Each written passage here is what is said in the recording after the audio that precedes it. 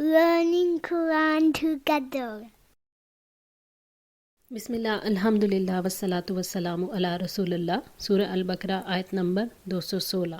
کتبہ لکھ دیا گیا علیکم تم پر، القتال جنگ کرنا، وہوا اور وہ، کرہن ناپسندیدہ ہے، لکم تمہارے لیے۔ اللہ تعالیٰ نے قتال کو فرض کیا۔ پہلے مسلمان کمزور تھے، پھر وہ ہجرت کر کے مدینہ آ گئے تو اس وقت انہیں قتال کا حکم دیا گیا۔ وہوا کرہن لکم، حالانکہ وہ تمہارے لیے ناپسندیدہ ہے۔ خوف اور ہلاکت کے خطرے کی وجہ سے انسان جہاد کو ناپسند کرتا ہے، حالانکہ یہ خالص نیکی ہے اور اس کا اجر و ثواب بھی بہت بڑا ہے، اور دشمن پر فتح کی صورت میں مال غنیمت بھی ملتا ہے۔ انسان کیونکہ اپنی جان اور مال پر بس اپنا حق سمجھتا ہے، جبکہ اسلام کا یہ مطالبہ ہے کہ اسے دوسروں پر بھی خرچ کرو، تو یہ دونوں کام بالکل مختلف ہیں، اس لیے انسان ان کو ناپسند کرتا ہے۔ وَأَسَىٰ، اور ہو سکتا ہے، ان تکرہو، کہ تم ناپسند کرو، شیئن، کسی چیز کو، وَهُوَ خَيْرٌ لَكُمْ، اور وہ بہتر ہو تمہارے لیے۔ وَعَسَىٰ، اور ہو سکتا ہے، ان تحبوا، کہ تم پسند کرو، شیئن، کسی چیز کو، وَهُوَ شَرٌ لَكُمْ، اور وہ بری ہو تمہارے لیے۔ اللہ تعالیٰ نے مسلمانوں کو سمجھایا کہ اگرچہ تمہارے لیے مشکل ہو مگر اللہ تعالیٰ کے ہر حکم پر عمل کرو، کیونکہ ہر کام کے انجام کو صرف اللہ ہی جانتا ہے۔ ہو سکتا ہے کہ اس میں تمہارے لیے بہتری ہو، جیسے جہاد کے نتیجے میں عزت، مال اور فتح نصیب ہو سکتی ہے۔ وَعَسَىٰ أَن تُحِبُّوا شَيْئًا وَهُوَ شَرٌّ لَكُمْ، اور ہو سکتا ہے کہ تم کوئی چیز پسند کرو اور حالانکہ وہ تمہارے لیے بری ہو، یعنی گھر بیٹھنا تمہیں پسند ہے تو اس کے نتیجے میں دشمن غالب آ سکتا ہے، ذلت کا سامنا کرنا پڑ سکتا ہے، دنیا میں شکست اور آخرت میں بھی جہنم کا عذاب مل سکتا ہے۔ تو انسان جسے اچھا سمجھتا ہے وہ چیز اس کے حق میں اچھی نہیں ہوتی، جسے برا سمجھتا ہے وہ اس کے حق میں اچھی ہوتی ہے۔ جیسے انسان آزاد زندگی پسند کرتا ہے، حالانکہ اس کا فائدہ اس میں ہے کہ وہ اللہ تعالیٰ کی رسی کو تھامے۔ انسان قربانی والے دین سے خوش نہیں ہوتا، وہ اس دین کو چاہتا ہے جہاں معمولی کاموں پر جنت کی خوشخبری ہو۔ سیدنا ابو ہریرہ رضی اللہ تعالیٰ عنہ، سیدنا سہل بن سعد اور انس بن مالک رضی اللہ تعالیٰ عنہ سے روایت ہے کہ رسول اللہ صلی اللہ علیہ وآلہ وسلم نے ارشاد فرمایا کہ اللہ تعالیٰ کی راہ میں ایک صبح یا ایک شام کو نکلنا ساری دنیا اور دنیا میں جو کچھ ہے اس سے بہتر ہے۔ صحیح بخاری 392۔ اسی طرح سیدنا ابو ہریرہ رضی اللہ تعالیٰ عنہ نے بیان کیا کہ آپ صلی اللہ علیہ وآلہ وسلم نے فرمایا کہ جو شخص اللہ تعالیٰ کی راہ میں زخمی ہو، اور اللہ تعالیٰ ہی کو معلوم ہے کہ اس کی راہ میں کون زخمی ہوتا ہے، تو وہ شخص قیامت کے دن اس حال میں آئے گا کہ اس کے زخم سے خون بہہ رہا ہوگا، رنگ تو خون کا ہوگا اور خوشبو مشک کی ہوگی۔ صحیح بخاری 313۔ واللہ، اور اللہ، یعلم، جانتا ہے، وانتم، اور تم، لا تعلمون، نہیں جانتے، یعنی کہ معاملات کی اصل حقیقت تک تمہارا علم نہیں پہنچ سکتا، جبکہ اللہ تعالیٰ تو سب جاننے والا ہے، اس لیے اسی پر اعتماد کرو اور اسی کے احکامات پر چلو، چاہے تمہیں وہ اچھی لگے یا بری۔ یسألونک، وہ سوال کرتے ہیں آپ سے، عن الشہر الحرامی، حرمت والے مہینے کے بارے میں، قتال، جنگ کرنا، فیہ، اس میں۔ روایات میں آیا ہے کہ یہ آیات سیدنا عبداللہ بن جہش رضی اللہ تعالیٰ عنہ کے بارے میں نازل ہوئی۔ نبی پاک صلی اللہ علیہ وآلہ وسلم نے 8 آدمیوں کا ایک قافلہ بطن نخلہ کی طرف بھیجا تھا، جو مکہ اور طائف کے درمیان ایک مقام تھا۔ ان کو ہدایت کی تھی کہ قریش کی نقل و حرکت اور ان کے ارادوں کے بارے میں معلومات حاصل کریں۔ جنگ کی اجازت آپ نے نہیں دی تھی، لیکن ان لوگوں کو راستے میں ایک چھوٹا سا تجارتی قافلہ ملا، اس پر انہوں نے حملہ کیا، ایک آدمی کو قتل کیا اور باقی سب لوگوں کو ان کے مال سمیت مدینہ گرفتار کر کے لے آئے۔ یہ کارروائی ایسے وقت میں ہوئی جبکہ حرام مہینے کا آغاز ہو گیا تھا، یعنی رجب کا پہلا دن تھا، اور اس دستے کا خیال یہ تھا کہ یہ جمادی اخری کا آخری دن ہے۔ عرب حرام مہینوں کا احترام کرتے تھے۔ جب یہ دستہ قافلے اور قیدیوں کو لے کر مدینہ پہنچا اور آپ صلی اللہ علیہ وآلہ وسلم کے سامنے مال غنیمت پیش کیا تو آپ نے فرمایا، میں نے تمہیں حرام مہینوں میں لڑنے کا حکم کب دیا تھا؟ قیدی کھڑے کر دیے گئے اور آپ صلی اللہ علیہ وآلہ وسلم نے لینے سے انکار کر دیا۔ یہ لوگ گھبرا گئے، مسلمان بھائیوں نے بھی انہیں برا بھلا کہا۔ قریش مکہ نے کہا کہ محمد صلی اللہ علیہ وآلہ وسلم کے ساتھیوں نے حرام مہینوں کی حرمت کو ختم کر دیا ہے۔ یہودیوں نے بھی کافی پروپیگنڈا کیا۔ اسی موقع پر یہ آیات نازل ہوئیں۔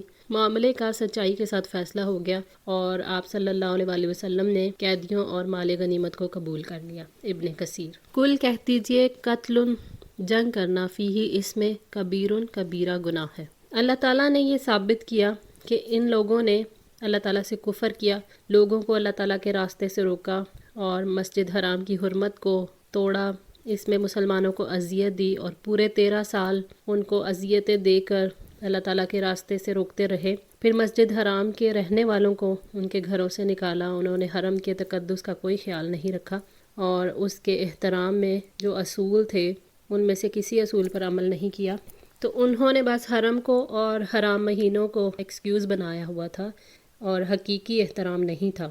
وَصَدٌّ اور روکنا عن سبیل اللہ اللہ کے راستے سے، وَكُفْرٌ بِهِ اور کفر کرنا اس کا، والمسجد الحرامی اور مسجد حرام کا، وَإِخْرَاجُ اور نکالنا، اہلہ اس کے رہنے والوں کو، منہ اس سے، اکبر زیادہ بڑا ہے، عند اللہ اللہ کے نزدیک۔ وصد عن سبیل اللہ اور اللہ تعالیٰ کی راہ سے روکنا، مشرکوں کا، اہل ایمان کو روکنا، جو بھی دین کے راستے پر چلنا چاہے اس کو دین کے راستے پر چلنے سے ہٹانے کی کوشش کرنا، وکفر بہ اور حرمت والے شہر میں کفر کا ارتکاب کرنا، والمسجد الحرامی اور مسجد حرام کی حرمت کا خیال نہ کرنا، جیسے اس میں مشرکوں نے 360 بت لا کر رکھ دیے تھے، وَإِخْرَاجُ أَهْلِهِ مِنْهُ أَكْبَرُ عِنْدَ اللَّهِ اور اس کے رہنے والوں کو وہاں سے نکالنا اللہ تعالیٰ کے نزدیک اس سے زیادہ بڑا گناہ ہے۔ وہ لوگ جو اللہ تعالیٰ کی توحید پر چلنے والے اور اس کی طرف بلانے والے تھے، یعنی نبی صلی اللہ علیہ وآلہ وسلم اور صحابہ کرام، جو مشرکوں سے زیادہ مسجد حرام پر حق رکھتے ہیں، انہیں وہاں سے نکالنا اور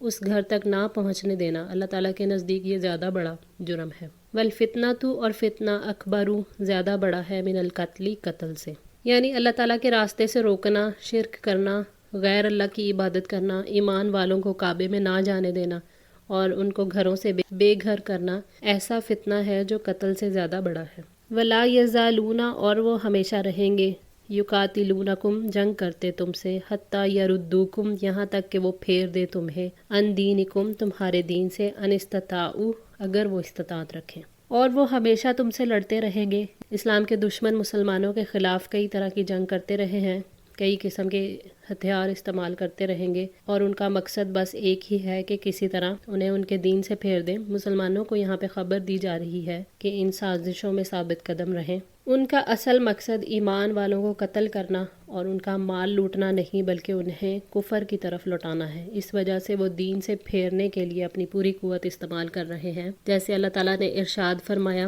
ان الذین کفروا ينفقون اموالهم ليصدوا عن سبیل اللہ فسينفقونها ثم تكون عليهم حسرة ثم يغلبون والذین کفروا الى جہنم يحشرون۔ بلا شبہ جن لوگوں نے کفر کیا وہ اپنے مال اس لیے خرچ کرتے ہیں تاکہ لوگوں کو اللہ کے راستے سے روکیں، چنانچہ ابھی وہ اور خرچ کریں گے، پھر وہ ان پر حسرت بن جائے گا، پھر وہ مغلوب ہوں گے، اور جن لوگوں نے کفر کیا ان کو جہنم کی طرف اکٹھا کیا جائے گا۔ سورہ الانفال آیت 36۔ وَمَن يَرْتَدِدْ اور جو کوئی پھر جائے، منکم تم میں سے، ان دینہ اپنے دین سے، فَيَمُتْ پھر وہ مر جائے، وَهُوَ کافر اس حال میں کہ وہ کافر ہو، فَأُولَئِکَ تو یہی لوگ ہیں، حبیطت ضائع ہو گئے، اعمالہم ان کے اعمال، فی الدنیا والآخرہ دنیا اور آخرت میں۔ دین سے پھر جانے کے بعد اگر کوئی توبہ نہ کرے تو اس کی سزا قتل ہے۔ مرتد کے اعمال دنیا میں اس طرح ضائع ہوتے ہیں کہ اسلام کی حالت میں اس کے جو حقوق تھے وہ اسے نہیں دیے جاتے،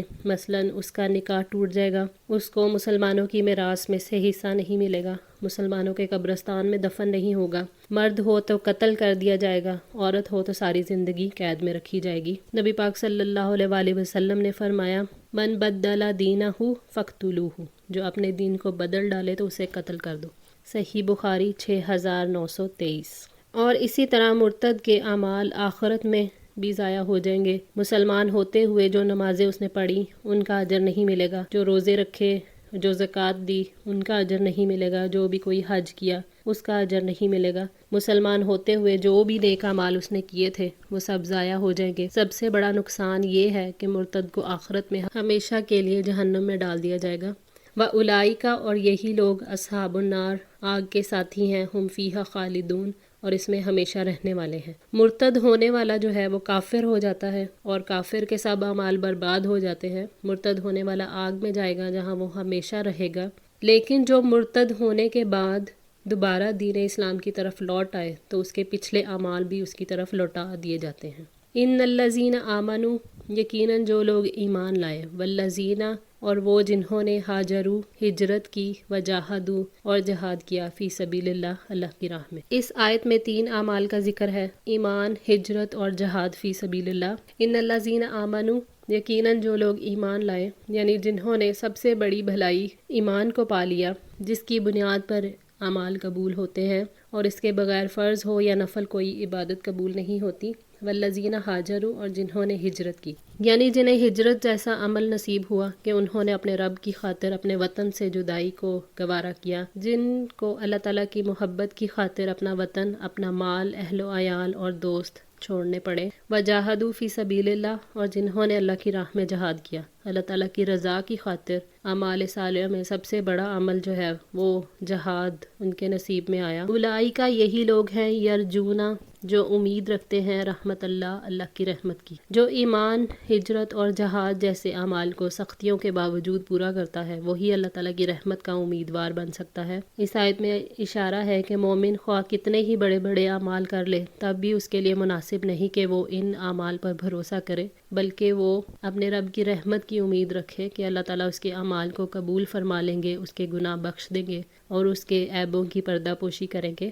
واللہ، اور اللہ، غفور، بے حد بخشنے والا، رحیم، نہایت رحم والا ہے۔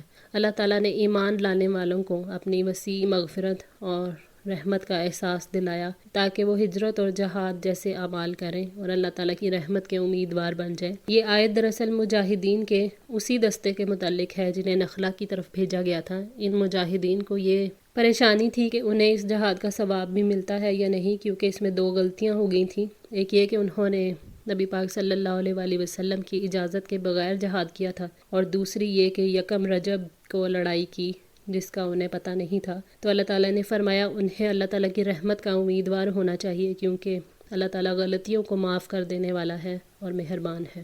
یسألونک، وہ سوال کرتے ہیں آپ سے، عن الخمر، شراب کے بارے میں، والمیسری، اور جوئے کے۔ وہ یعنی صحابہ کرام رضی اللہ تعالیٰ عنہ شراب اور جوئے کے بارے میں سوال اس لیے کرتے تھے کیونکہ زمانہ جاہلیت اور اسلام کے آغاز میں شراب استعمال کرتے تھے۔ انہوں نے سوال کیا تو اللہ تعالیٰ نے شراب اور جوئے کو حرام کرنے سے پہلے ان کے اندر پائے جانے والے جو نقصان ہیں اور فائدے اور گناہ ان کو واضح کر دیا۔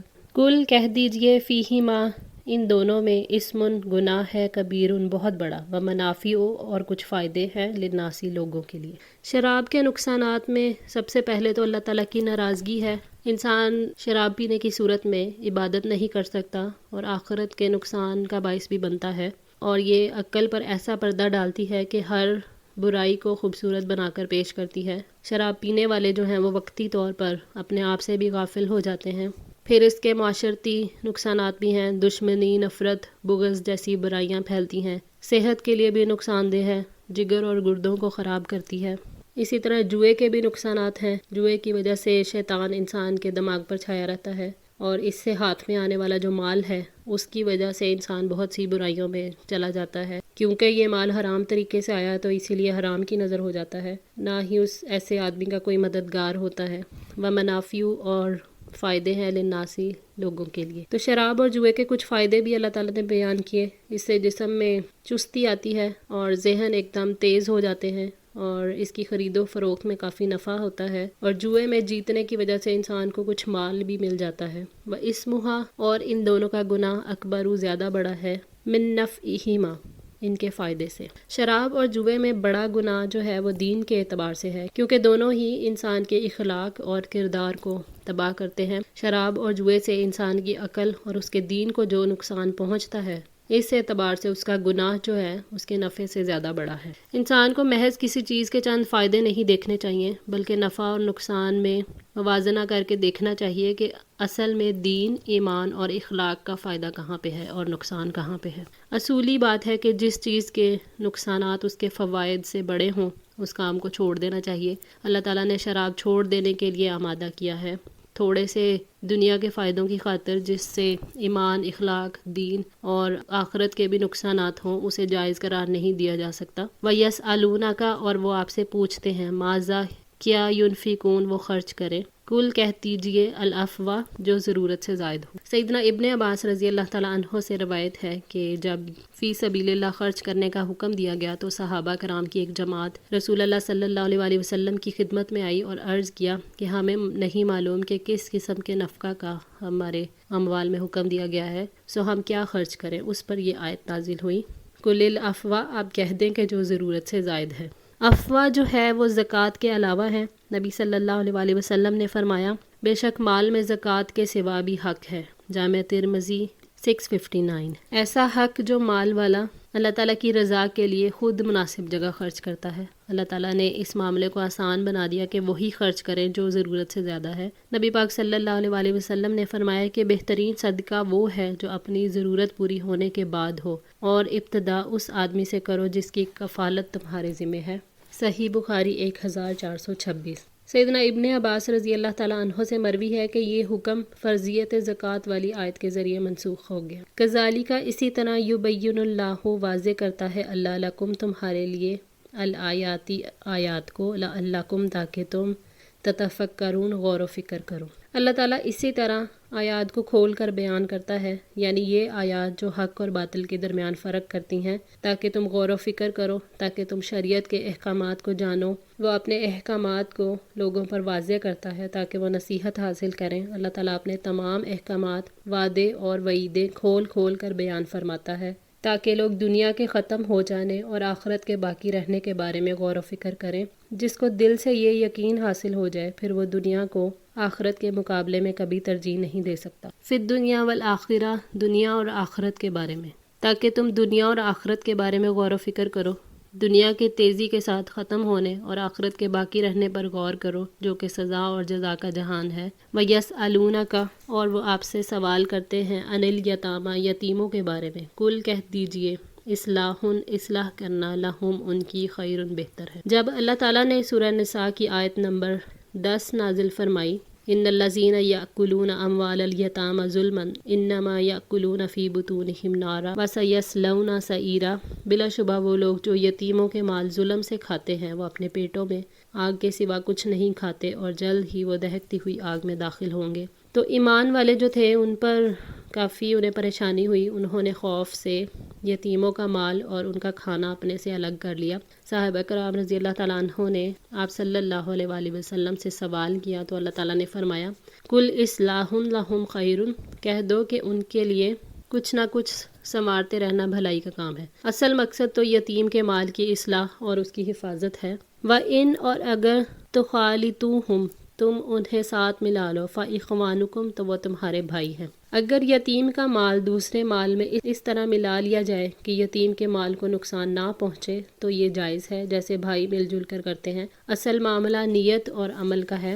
واللہ، اور اللہ، یعلم، جانتا ہے، المفسد، فساد کرنے والے کو، من المصلح، اصلاح کرنے والے سے۔ تو اللہ تعالیٰ کو خوب معلوم ہے کہ کس کی نیت میں اصلاح ہے اور کس کی نیت میں فساد ہے۔ یتیموں کے ساتھ حسن سلوک کرتے ہوئے جو اللہ تعالیٰ کی پکڑ کا ڈر آپ کے دل میں ہے، وہ دل اللہ کے سامنے کھلے ہوئے ہیں۔ اگر دل کے اندر بگاڑ ہے تو وہ اسے بھی جانتا ہے، اگر دل پاک ہے تو وہ بھی اللہ سے چھپے ہوئے نہیں ہیں۔ لہٰذا آپ یتیموں سے حسن سلوک جاری رکھیں۔ وَلَوْ، اور اگر شاء اللہ، اللہ چاہتا، لَأَعْنَتَكُمْ، تو تمہیں ضرور مشقت میں ڈال دیتا۔ اگر اللہ تعالیٰ چاہتا تو یتیم کے معاملے میں تمہیں مشقت میں ڈال دیتا اور تم گناہ گار پھر ہو جاتے۔ اللہ تعالیٰ اصلاح اور بہتری کی غرض سے بھی ان کا مال اپنے مال میں ملانے کی اجازت نہ دیتے تو پھر بھی تم مشقت میں پڑ جاتے۔